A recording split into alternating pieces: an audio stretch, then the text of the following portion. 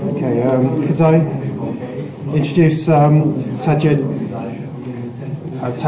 Rajak from JSI, who's going to be talking about bismuth ferrite-based piezoelectric ceramics. Okay. Thanks a lot. Thanks for the introduction. So I'm going to talk about bismuth ferrite and some other piezoelectric based on this material. The talk will be a bit different than what you heard in the last 2-3 hours. I'll not talk about measurement techniques. I will somehow follow, I think, the talk by Tim when he introduced these processing issues in these BiFeO-based materials. And I will somehow start with this, and then the second part is more devoted to the piezoelectric response of this kind of materials. This is the outline. So I will start with processing. This will be the main part. I would like to, there are several things here which are important. I would like to stress two. One is this effect of impurities.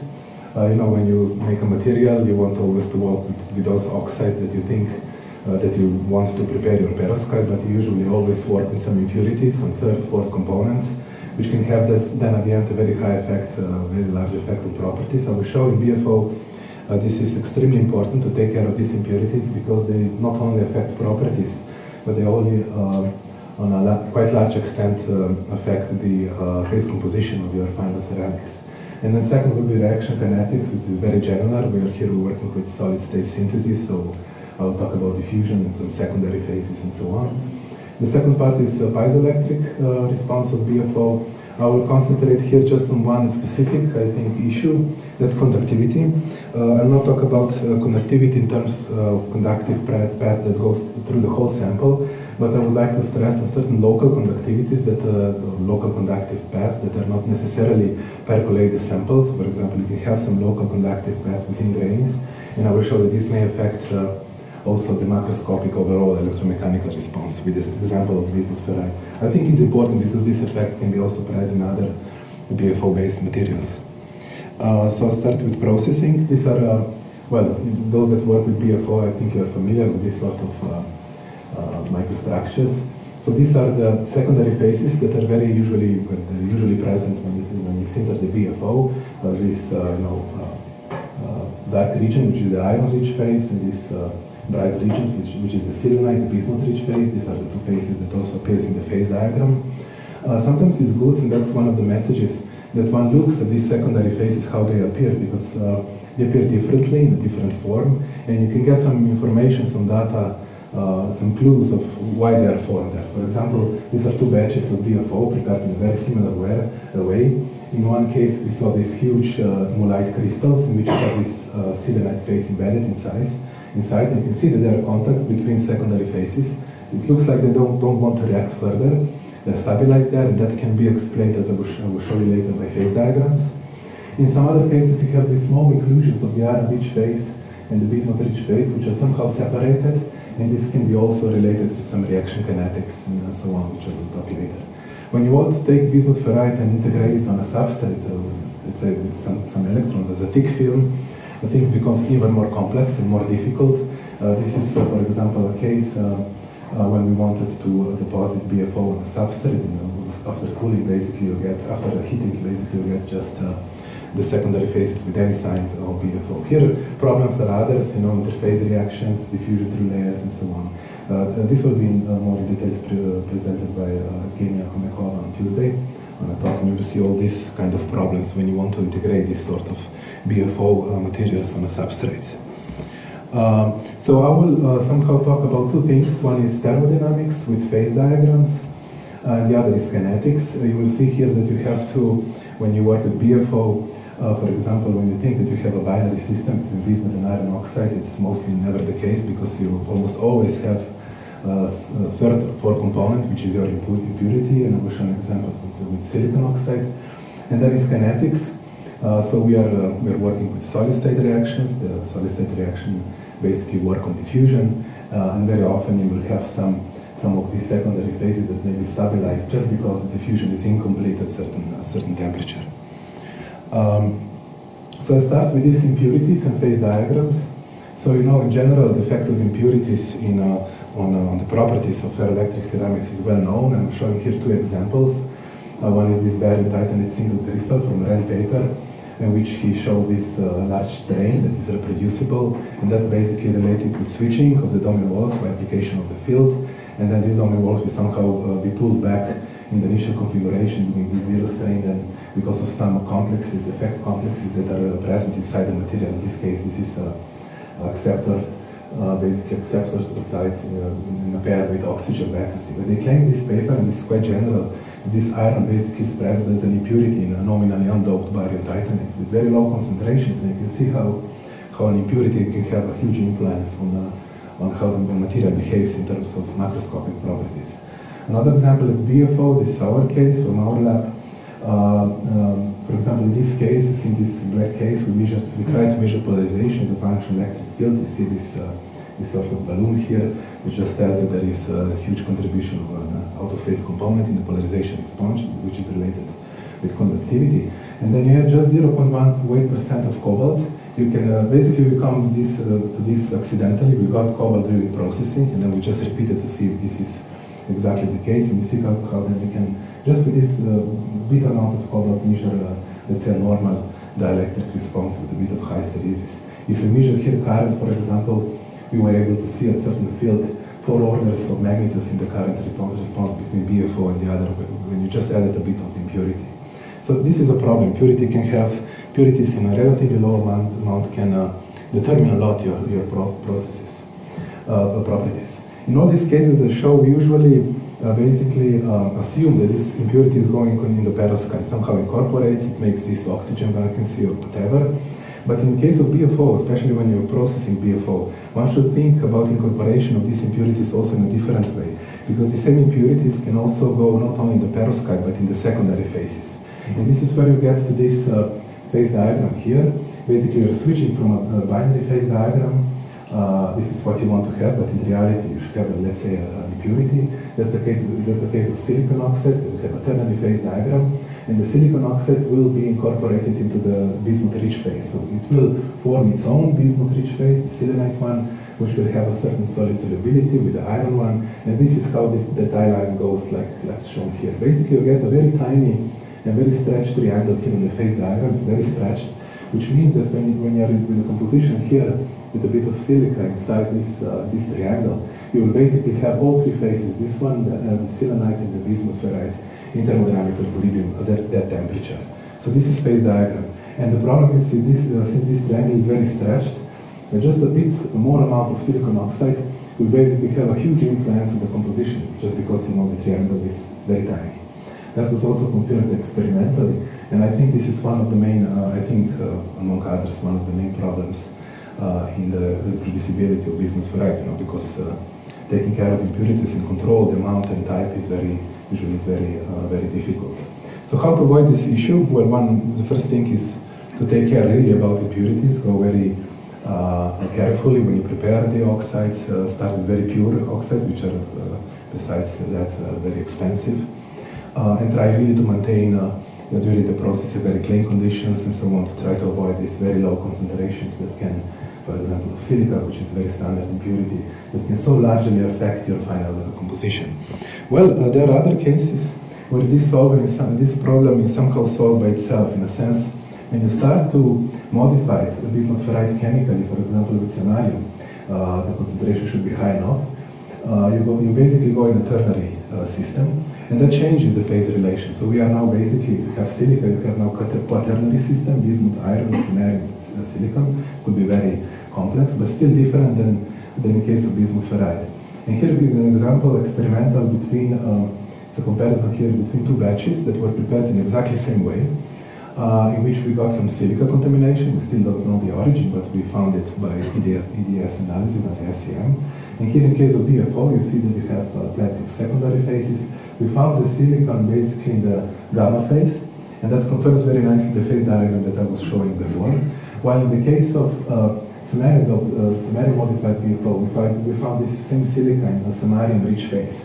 So you see that once introducing samarium, it uptakes silica, changes completely the phase relations, and this is how the problem of silica somehow disappears in other systems. That's generally related with phase relations and phase diagrams. The second thing, besides these impurities, is kinetics. So this is BiFeO, this is now well known. Basically, there was some study done by Bernardo and co-workers on a diffusion couple study. They showed that bismuth diffuses faster than iron, so basically have a diffusion of bismuth and oxygen toward the iron-rich core. This is the reaction sequence, the selenide phase is formed, and then the iron-rich phase, and then bismuth should somehow diffuse toward the center to complete the reaction. And this might not happen at certain temperature, because the diffusion path becomes too long. It will not happen, and you will have this image like here when you have this selenide phase at the grain boundary, this iron-rich core, which is stabilized kinetically. It's just that the reaction stops at a certain stage. So this is another view of how the secondary phase may be present in the final ceramics.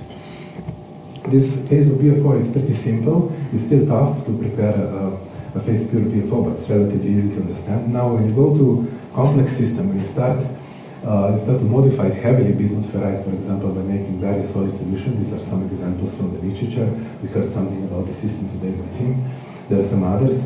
Things get much more problematic because now you have basically several components, several oxides with very different diffusion coefficients, and things become complicated. I will show an example on this system with which we work right now, is this family of bismuth ferrite and alkaline earth titanates. And I think it shows, in principle, what is the major problem of perhaps all or many of these kind of materials. And it's basically it's nothing new. It's something that was already discovered years ago. It's a general problem which I'm repeating because I think it's important. When you have, let's say, like in this case, 4 components: bismuth, iron, strontium, carbon, and titanium oxide, you would like to have low particle size, or narrow particle size distribution, and you want to mix them homogeneously as much as possible. In this case, in multi-component system, that's basically the point. Having a homogeneous mixture of 4 components is not good. This is simply because you have all possible contacts inside the powder between, I don't know, bismuth, strontium, bismuth, iron, all 3, for example. And that creates sites at which certain intermediate phases, either binaries one, for example, bismuth, strontium, bismuth, iron, and so on, can be formed. And this is experimentally what we exactly observed. If this is an X-ray pattern of the mixture of these 4 at different temperature, you can see that there are several phases that are formed. These patterns are very complex, so we were not sure about all phases, but we know that it's a multi-phase mixture. Some phases appear at higher temperature than others. For example, here we have this bismuth strontium solid solution with a relatively low melting temperature, and that's dangerous, as I will show later.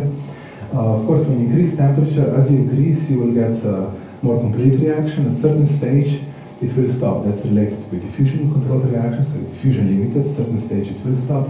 If you, for example, try to double calcine, it will not work. It will still have some secondary phases. So what usually you do, you press the powder, you go at high temperatures to sinter it, and you hope that these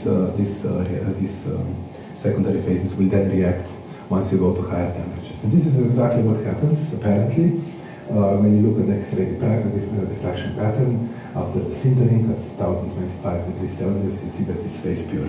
So you're happy, and here when you can take a sample, put electrodes and start to measure, this is the most exciting part.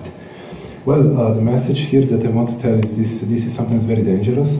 One cannot ignore all these phases that are formed when you heat the material at a certain temperature, is that especially in this bismuth ferrite, and I would also say generally bismuth-related materials, they tend to form these bismuth-rich phases with usually very low melting temperatures. And this is an example of the same ceramics that was X-ray diffraction pure, seen on a microscope and with a backscattered image that's sensitive to the phase composition. We see this situation classical for diffusion control reaction, where you have a phase at the grain boundary and a certain inhomogeneity inside the grains, very similar like in BiFeO.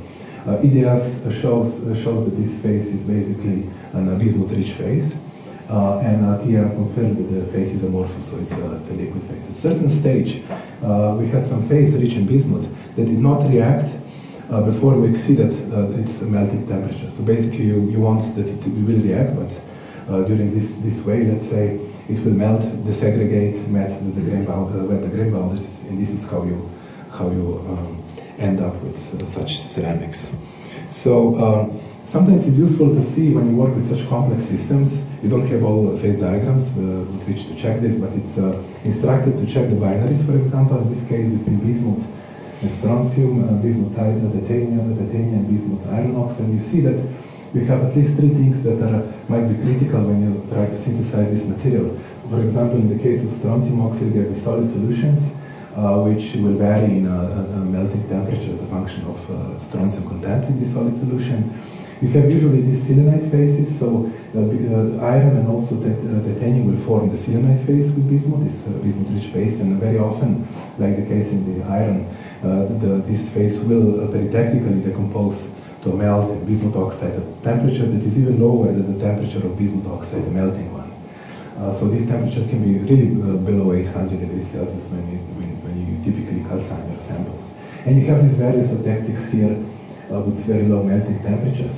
And it's sort of rule of thumb, if you have the temperature of a ternary eutectic are usually lower than of a binary. So when you add the components, you can really create very low eutectics temperatures, and this will then melt. If it's melted before it will react, it will create these problems with this liquid phase around the grain boundary, which of course you don't want. How to solve the problems? We thought about 2 simple things. One is what you can do is to make a homogeneous, better mixture of the initial components, ideally with very small particle size. These solid-state reactions are basically related with fusion paths, the fusion distances. If we have very small particles, this means that the reaction will be completed basically at lower temperature. This we did by high-energy milling. It's basically conventional milling technique in which you just not add these liquids inside, and you get a very homogeneous mixture. And basically, it looks like we didn't see any liquid phase around the grain boundaries based on SCM.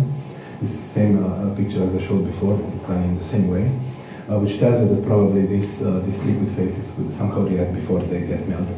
You can never get rid of with the formation of this secondary phase because you always have contacts there. But you should allow that they react before you go to syntacon. And this is another case. The second possibility is just don't use bismuth oxide in the initial mixture. This will prevent forming liquid phases because you don't have the main component, the BiFeO2. So what you can do, for example, is to prepare perovskites before and then mix together.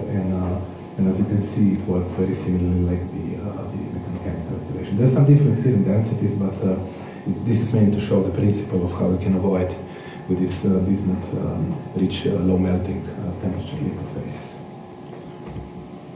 Okay, I will, just for the first part, I will now switch to something that is maybe not so much related with the first.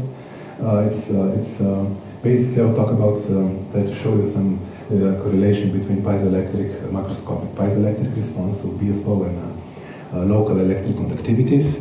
So you probably know that BiFeO now, I think there are something like 3,000 and more papers on BiFeO published in the last 10 years. People really tried a lot of preparation methods, and this very often ends up to have properties that are just paper dependent or case sensitive. You can see here, for example, a table when you can see a piezoelectric coefficient between 2 and 45, so there is a very large spread of data. This is known because BiFeO has high coercive field, which is coupled to very high electric conductivity, and that's one of the main problems. Of course, also processing. What people do to report this, usually this polarization electric field loops, a subswitching one, and I will show you that this sort of loops then can give you also the one which relates mechanical electrical variables, can give useful information about how this material behaves piezoelectrically. So this is the piezoelectric coefficient as a function of frequency. It was measured in the converse one, it was measured with a fiber optic sensor as a function of frequency. The main point and the most, let's say, particular thing in the response of bismuth variety, it has a very strong frequency dispersion, above 1 Hz, for example, D33 jumps for a factor of 2, and then you have this piezoelectric phase angle, which is phase angle between the strain and electric field response, sinusoidal ones, that it's getting very, very high for a factor of 4. This is something that is different, for example, than PZT and many other materials, something similar than lead titanate, but I will show you it's a bit different. And this gives them this loss in piezoelectric loops if you want at very low frequencies. The same mechanism, this frequency dispersion, this abrupt frequency dispersion at low frequency is also responsible for the temperature instability of the piezoelectric response in BiFeO.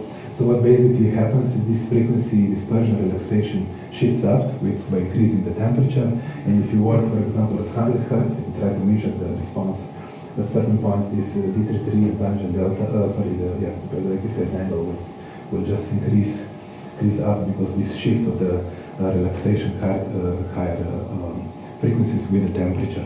So, of course, we don't want this instability, and that's one of the reasons I think that one should go in more details to see where is this effect coming from, why this happens. So the next parameter that usually we use to measure piezoelectric response is amplitude of the electric field. Here the same curves as before, D33 and phase angle is a function of frequency, usually with the same technique. But we here change the amplitude of the sinusoidal electric field in the whole frequency range. And you can see that we have here a strong dependence of the piezoelectric coefficient in piezoelectric phase angle with the amplitude, which tells you that basically we have some nonlinearity coupled with hysteresis. And this is typically attributed to this domain wall, irreversible domain wall contribution, which is quite extensive for macroscopic properties in BiFeO.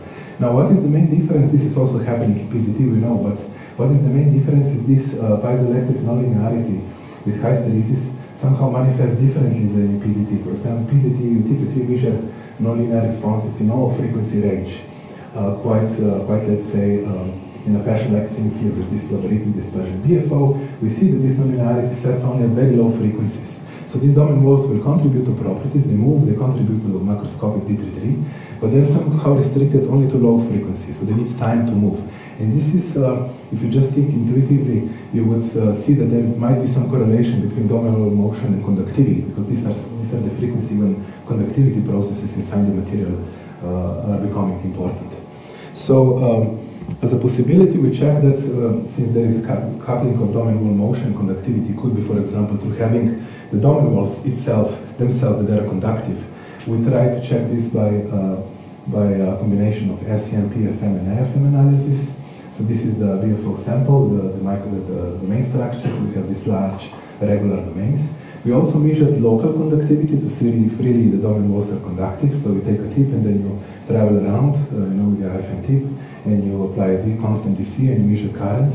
And we always, whenever we cross the domain wall here, we saw a spike in current, which looks like there is some conductivity at these interfaces. We check this then with various other, within IFM, with various other, let's say, ways. One is, for example, as I said, to scan, you see that you have a spike when you cross the domain wall. Sometimes one must be careful here because you can, with the field that you apply, you may at the same time move the domain wall, and that can give you, this transition displacement current. So this is, for example, checked by sitting with the tip for a long time, measuring very long time as much as possible the current, and we were always able to see that there is the current at the domain wall which is higher than inside the domain, which tells me that probably is related with the higher conductivity of the domain wall itself. And there are some other ways. So we think that this conductivity of the domain wall that was first discovered in thin films and looks like they're also present in bulk ceramics may have this huge influence, this large influence on the electromechanical behavior, which I think that it would be important also for other maybe BiFeO-based materials in the future. This is the mechanism, it's called nonlinear max-survival method. I think Dragan will explain this in the tutorial in much more details. In general, this works, how it thinks it works is that you have different grains in your ceramics that are differently oriented. They have different piezoelectric coefficient in this direction, that's obvious, because D33 is a function of orientation, and there are other reasons for that. When you press, for example, such a material, you will have some piezoelectric charges which will not be uncompensated totally because you have different piezoelectric coefficients. And then from this you will create internal fields. And that internal fields will in turn give you some additional charge, dielectric one, which adds up to your piezoelectric one. The problem becomes with this term here, these charges start to change with time, start to drift. And this can happen, for example, because we have conductive domain walls. So basically we'll have, in addition to this term can also become basically dissipative. You can get a relaxation in this term, and since these two couple, then you will get this huge phase angle and piezoelectric behavior at low frequency.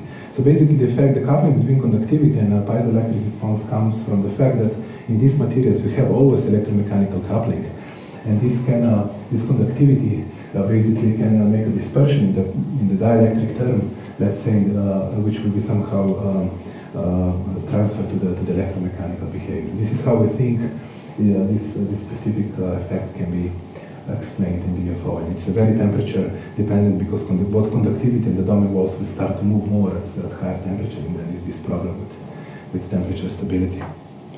Okay, I will conclude here. So I hope I showed you a few things that I think are important. The processing of BiFeO, so one should take care about these impurities, about these liquid phases, how powders react, and so on. And then I tried also to show that this BiFeO has a specific piezoelectric response, very different than in other materials that we well know, for example, such as PZT, and it looks like it's correlated or it's related to these conductive domain walls which are present in this material. Thanks.